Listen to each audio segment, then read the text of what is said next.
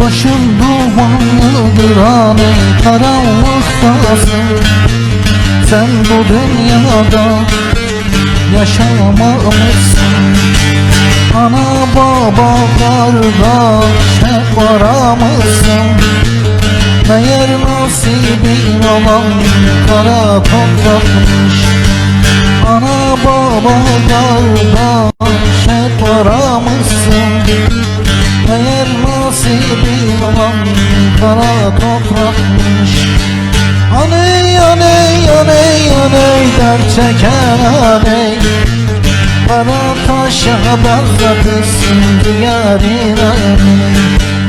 Aney aney aney aney dert çeken aney, kara taşa benzetirsin diğerin aney.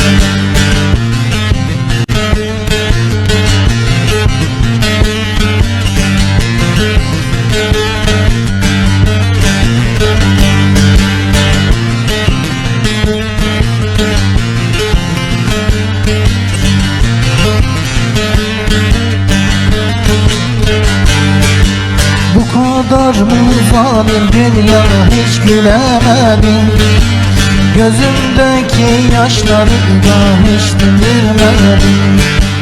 Hayırsız evlatlarımdan vazgeçemedim. Kadir kıymet bilmeyen ah yalan dünya. Hayırsız evlatlarımdan vazgeçemedim. Kabir kıymet bilmeyen ah fani dünya. Aney aney aney aney dert çeken aney, kara taşa benzetmişsin diğerin aney. Aney aney aney aney dert çeken aney, kara taşa benzetmişsin diğerin aney.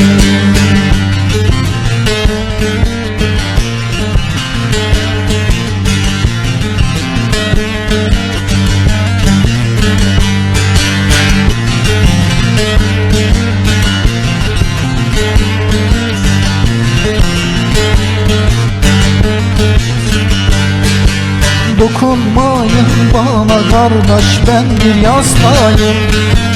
Annem ile dertlerimi paylaşmaktayım. Belki duyar beni diye haykırmaktayım. Mezarım taşına da ben sarılmaktayım. Belki duyar beni diye haykırmaktayım. Mezarım taşına da ben sarılmaktayım. Aney aney aney aney dert çeken aney, kara taşa benzetmişsin diğerin aney. Aney aney aney aney dert çeken aney, kara taşa benzetmişsin diğerin aney.